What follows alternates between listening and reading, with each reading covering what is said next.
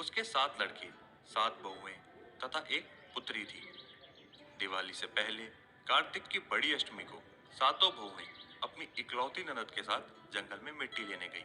जहां से वह मिट्टी खोद रही थी, वहीं पर स्याऊ की मान थी। मिट्टी खोदते समय ननद के हाथों स्याऊ का बच्चा मर गया। अपने बच्चे को मरता हुआ देख स्याऊ बोली, पापी औरत, तूने मेरे नवजात बच्चे की जान ले ली। जा, मैं तुझे श्राप देती हूँ कि जिस तरह मैं अपनी संतान के लिए तड़प रही हूँ, उसी प्रकार तू भी संतान सुख के लिए तड़पेगी। लेकिन तुझे संतान सुख नहीं मिलेगा। मैं तेरी कोख बांध रही हूँ। मुझे माफ कर दीजिए, ये मुझसे भूलवश हो गया। मैं जानती नहीं थी कि इस मिट्टी के नीचे आपका शिशु है। मैंने ये जानबूझकर नहीं किया। मुझे क्षमा कर दीजिए। साहूकार की बेटी स्याऊ से अपने किए की माफी मांगने लगी। उससे माफी मांगता देख स्याऊ बोली, मेरे मुख से निकले शब्द वापस नहीं होते। ये श्राप अब वापस नहीं होगा। लेकिन हाँ, यदि तुम्हारी जगह कोई और श्राप अपने ऊपर ले ले, तो तुम इस श्राप से मुक्त हो सकती हो। स्याऊ की ये बात सुन वो अपनी सातों भाभीियों के पास जाती है और अपने बदले उन्हें खुद की कोख बंधवाने को कहती है। लेकिन सभी भाभियां उसे इनकार कर देती है, परंतु सबसे छोटी भाभी ननद का श्राप अपने ऊपर लेने के लिए मान जाती है और अपनी ननद के बदले वो अपनी कोख बंधवा लेती है। इसके बाद छोटी बहू को जो भी बच्चा होता, वह श्राप के कारण 7 दिन बाद ही मर जाता। इससे वो बहुत दुखी रहने लगी। उसको कुछ समझ नहीं आ रहा था कि वह आखिर करे तो करे क्या। उसकी जगह साहूकार की बाकी बहुएं अपने बच्चों को खिलाती, उनसे प्यार भी करती। ये सब देख छोटी बहू को बहुत गुस्सा आता और वो सोचती कि उसकी कोई संतान क्यों नहीं है। एक दिन की बात है, साहूकार के घर एक विद्वान पंडित जी आए। छोटी बहू ने पंडित जी को अपनी सारी समस्याएं व श्राप के बारे में बताया। बेटा, तुम काली गाय की पूजा किया करो। काली गाय स्याऊ माता की भायली है। वह तुम्हारी कोख छोड़ेगी, तभी तुम्हें संतान सुख प्राप्त होगा। ठीक है पंडित जी, आप जैसा कह रहे हैं मैं वैसा ही करूंगी। पंडित जी के बोलने के बाद साहूकार की छोटी बहू काली गाय की सेवा करने लगी। वो प्रातःकाल उठकर चुपचाप काली गाय को चारा डालाती और उसके आसपास साफ सफाई कर देती। ये देखने के लिए गौ माता जल्दी जाग जाती है और देखती है कि साहूकार की छोटी बहू उसके आसपास सफाई कर रही है। गौ माता उसकी मेहनत से बहुत प्रसन्न होती है और उसे कहती है, तू मेरी इतनी सेवा क्यों कर रही है? तेरी क्या इच्छा है?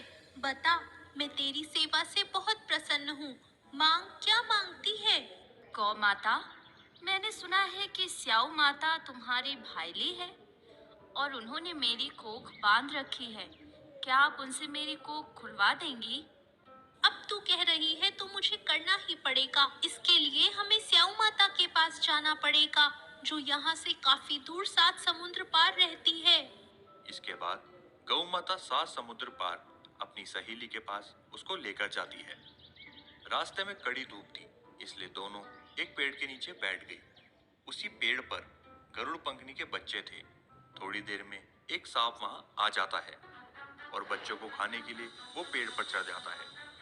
तभी सांप को छोटी बहू देख लेती है और उसे ये समझने में जरा भी देर नहीं लगती कि ये सांप गरुड़ पंखनी के बच्चों को खाने जा रहा है। छोटी बहू बच्चों को बचाने के लिए उस सांप को लाठी से पीट पीट कर मार देती है। उसी समय गरुड़ पंखनी आई तो वहां खून पड़ा देखकर साहूकार की बहू को चोंच मारने लगी। उसे लगा कि साहूकार की बहू ने लाठी से उसके बच्चों को मार दिया। पापी औरत, तूने इतनी बेरहमी से मेरे बच्चों को मार दिया। मैं तुझे नहीं छोड़ूंगी। मैंने तेरे बच्चे को मारा नहीं है, बल्कि सांप से तेरे बच्चे को बचाया है। ये देख, ये सांप तेरे बच्चे को डसने आया था। मैंने तो तेरे बच्चे की रक्षा की है। मांग, तू क्या मांगती है? तेरे इस उपकार के बदले मैं तेरी कैसे सहायता कर सकती हूँ? यहाँ से 7 समुंदर पार स्याऊ माता रहती है। हमें तुम उनके पास पहुँचा दो। इसके बाद गरुड़ पंखनी ने दोनों को अपनी पीठ पर बिठाया और उन्हें लेकर उड़ गई और 7 समुद्र पार कर दोनों को स्याऊ माता के पास पहुंचा दिया। स्याऊ माता गाय को देखकर बोली, आओ आओ बहन, बहुत दिनों में आई हो। सुनो, मेरे सिर में जुएं पड़ गई हैं, जरा निकाल दो। मैं निकाल देती हूँ, आप परेशान ना होइए। साहूकार की बहू ने स्याऊ की सारी जुएं निकाल दी। इस पर स्याऊ माता प्रसन्न होकर बोली, अरे वाह, आनंद आ गया। तुमने तो मेरे सर की सारी जुएं निकाल दी। जा, मैं आशीर्वाद देती हूँ कि तेरे 7 बेटे और 7 बहुएं हों। माता, मेरी एक संतान भी नहीं हो सकती, 7 कहाँ से होंगे?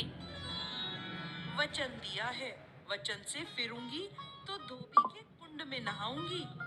माता, मेरी कोख तो तुम्हारे पास बंद पड़ी है। ओह, तूने तो मुझे ठग लिया। मैं तेरी कोख खोलती तो नहीं, लेकिन अब खोलनी पड़ेगी। जा, तेरे घर में तुझे 7 बेटे और 7 बहुएं मिलेंगी। अब तू अपने घर जा और अहोई माता का उद्यापन कर और व्रत करके 7 कढ़ाई बनाना। स्याऊ माता से आशीर्वाद लेकर वह घर आई तो उसने देखा कि घर में 7 बेटे और 7 बहुएं बैठी है। यह देख वह बहुत खुश हुई। उसने 7 कढ़ाई बनाई और व्रत करके अहोई का उद्यापन किया। स्याऊ माता के आशीर्वाद से छोटी बहू का घर चहक उठा था। उसके बच्चे उसे वापस मिल गए। वहीं दूसरी ओर साहूकार की बाकी 6 बहुएं कहने लगी, अरे अरे, जल्दी जल्दी पूजा कर लो, कहीं छोटी बहू बच्चों को याद करके रोने ना लगे। बेटा चिंटू, जाओ एक बार चाची को देखकर आओ, वो क्या कर रही है। अपनी माँ की बात सुनकर बच्चा भागते हुए छोटी बहू के घर पहुंचा। वहां पर उसने देखा कि वहां पर कितनी चहल पहल हो रही है और साहूकार की छोटी बहू कुंड मांज रही है। चिंटू ने यह देखा और वापस जाकर सबको बता दिया।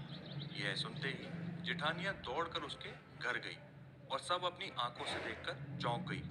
उनकी हैरानी का कोई ठिकाना नहीं था। उन्होंने देखा कि छोटी बहू अपने 7 बच्चों